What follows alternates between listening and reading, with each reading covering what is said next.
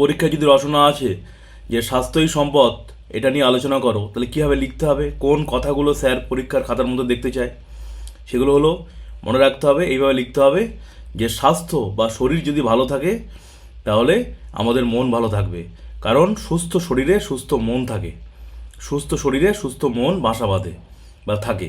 তাহলে আমাদের মন ভালো থাকলে আমরা সব কাজ ভালোভাবে করতে পারবো। দেখো, যেদিনকে তোমার মন খারাপ থাকে, যেদিনকে জ্বর হয়, যেদিনকে তোমাদের শরীর খারাপ হয়, দেখবে সেদিন পড়তে ভালো লাগে না, কোনো কাজ ভালো লাগে না, মাথা খিটখিট করে, মেজাজ খিটখিটে হয়ে যায়। কিন্তু যেদিন দেখবে শরীর ভালো থাকে, মন ভালো থাকে, সেদিন দেখবে পড়াশুনো করতে ভালো লাগে, সব কিছু ভালো লাগে। তাই সেই জন্য স্বাস্থ্যের সাথে আমাদের সব কিছু সম্পর্ক রয়েছে। তাহলে স্বাস্থ্যই সম্পদ যদি পরীক্ষার রচনাটা আসে, এইভাবে লিখবে, হেলথ ইজ ওয়েলথ বলে, এটা ইনভার্টেড কমার মধ্যে, বা প্রথমে ইংলিশ এইটা লিখবে, হেলথ ইজ ওয়েলথ, এটাকে লিখলে তারপর লিখবে কি, স্বাস্থ্য যদি ভালো থাকে শরীর ভালো থাকবে, শরীর ভালো থাকলে মন ভালো থাকবে, আর মন ভালো থাকলে সব কাজ আমরা করতে পারবো। স্বামী বিবেকানন্দ কি বলতেন, গীতা পাঠের থেকে ফুটবল খেলা ভালো। এর মানে কি? এর মানে হচ্ছে, যদি আমরা ফুটবল খেলি তাহলে আমাদের শরীর সুস্থ থাকবে, অসুখ বিসুখ হবে না। আর শরীর সুস্থ থাকলে অসুখ বিসুখ ভালো হলে, মানে যদি না থাকে অসুখ বিসুখ, তাহলে আমরা গীতা, কোরআন, বাইবেল বা অন্যান্য বই বা অন্যান্য কাজকর্ম যা করি না কেন সেটা ভালোভাবে করতে পারবো। এই কথাটার অর্থ এরকম যে আমরা যদি ফুটবল খেলি, ক্রিকেট খেলি, সাঁতার শিখি, ব্যায়াম করি, প্রাণায়াম করি, স্কিপিং করি, সাইকেল চালাই, এগুলো সবই ওই ফুটবল খেলার মধ্যে, মানে শরীর চর্চা যাকে বলে, এগুলো যদি করি তাহলে আমাদের শরীর অ্যাক্টিভ থাকবে, শরীর ভালো থাকবে। তাহলে আমরা যে কাজটা করি না কেন সেই কাজে আমাদের সফলতা আসবে। এবং পড়াশুনো, গীতা, বাইবেল, কোরআন বা অন্যান্য বই, স্কুলের বই যা পড়ো না কেন, সব পড়াশুনো ভালোভাবে হবে। এটা স্বামী বিবেকানন্দ বলেছে। আর কি লিখতে হবে, যদি আমরা খেলাধুলো করি তাহলে কী হবে, আমাদের শরীরে রক্ত সঞ্চালন, রক্ত চলাচল ভালো হবে। দেখবে যত দৌড়বে দেখবে তত জোরে জোরে নিঃশ্বাস পড়ে। কেন? কারণ শরীরে রক্ত চলাচল বেশি হয়, শরীরে অক্সিজেন লাগে বেশি। এই যেটা নিচ্ছে এটা অক্সিজেন, যেটা ছাড়ি এটা কার্বন ডাইঅক্সাইড। বড় হলে আরও পড়বে বিস্তারিত। এই যে অক্সিজেন যত নেব শরীর তত টাটকা হবে, শরীর তত সতেজ হবে।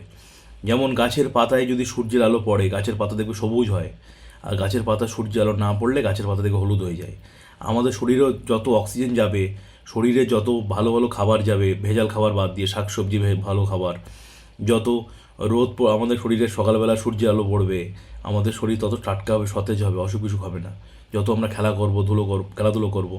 আর যদি আমরা কাজকর্ম না করি, ঘরে বসে থাকি, আমরা যদি ভালো খাবার না খাই, শাকসবজি না খাই, ভেজাল খাই, তাহলে আমাদের শরীরে কী হবে, অসুখ বিসুখ বাসা বাঁধবে। তাই হলো স্বাস্থ্যই হলো সম্পদ। শরীরের প্রতি যত্ন নিতে হবে। যে ছেলে মেয়ে শরীরের প্রতি যত্ন নেয় তারা জীবনে সফল হবে, অনেক উপরে উঠতে পারবে। আর যারা পড়াশুনো করছে ভালো, তোমরা অনেকে হয়তো ভালো করে পড়াশুনো করো দিন রাত, কিন্তু খেলাধুলো করো না, ব্যায়াম করো না, শরীরচর্চা করো না, তাহলে কী হবে, অনেক কঠিন কঠিন অসুখ হবে। তাহলে এই পড়াশুনো করেও ভালো কিছু কর্ম করতে পারবে না।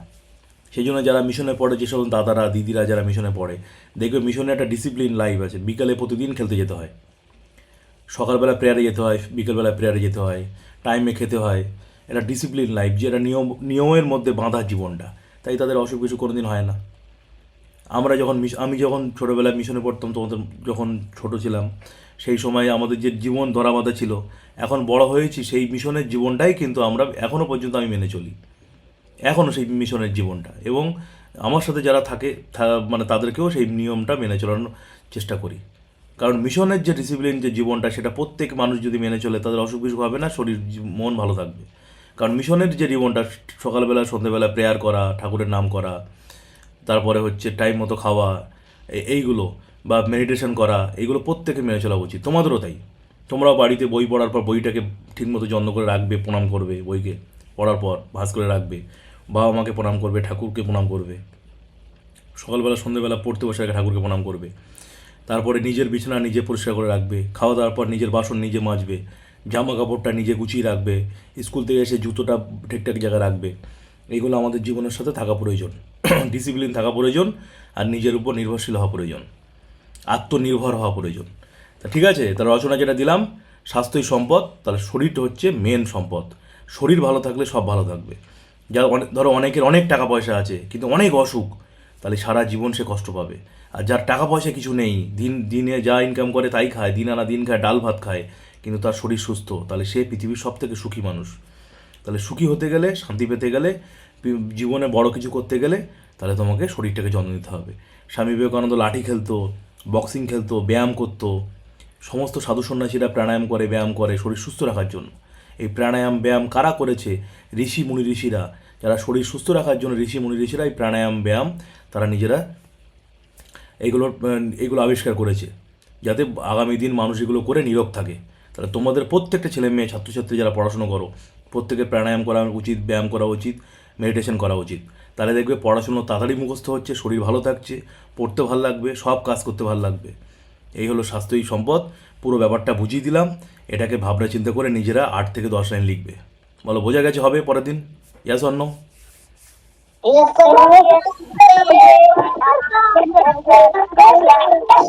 sir.